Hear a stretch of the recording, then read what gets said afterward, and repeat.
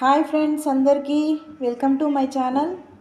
ఈరోజు నేను capsicum fry చేయబోతున్నాను.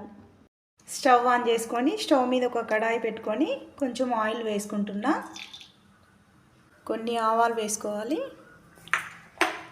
కొంచెం జీలకర్ర, కొన్ని పచ్చిమిర్చి వేసుకోవాలి, కొన్ని ఆనియన్స్ వేసుకోవాలి, కొంచెం కరివేపాకు వేసుకోవాలి. ఒకసారి అంతా మిక్స్ చేసుకోవాలి. పచ్చిమిర్చి ఆనియన్స్ కొంచెం సేపు ఫ్రై చేసుకోవాలి. ఇప్పుడు కొంచెం అల్లం వెల్లుల్లి పేస్ట్ వేసుకోవాలి. ఇప్పుడు ఒకసారి కలుపుకుందాం. కొంచెం పసుపు వేసుకోవాలి. ఒకసారి అంతా మిక్స్ చేసుకొని నేనే ఆల్రెడీ కట్ చేసి పెట్టుకున్న క్యాప్సికమ్ పీసుల్ని లోపల గింజలన్నీ తీసి ఫ్రెష్గా కట్ చేసి పెట్టుకున్న ఈ పీసులన్నీ ఈ కడాయిలో వేసుకోవాలి.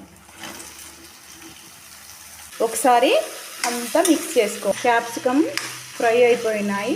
ఇప్పుడు ఇందులో కొంచెం కారం, కొంచెం ఉప్పు, కొంచెం ధనియా పిండి. నేను పల్లీలు వేంపి పౌడర్ చేసి పెట్టుకున్నాను. ఇందులోనే ఒక 2 యాలకులు, లవంగాలు, దాల్చిన చెక్క వేసి గ్రైండ్ చేసి పెట్టుకున్నా. ఈ పౌడర్ని కడాయిలో వేసుకోవాలి.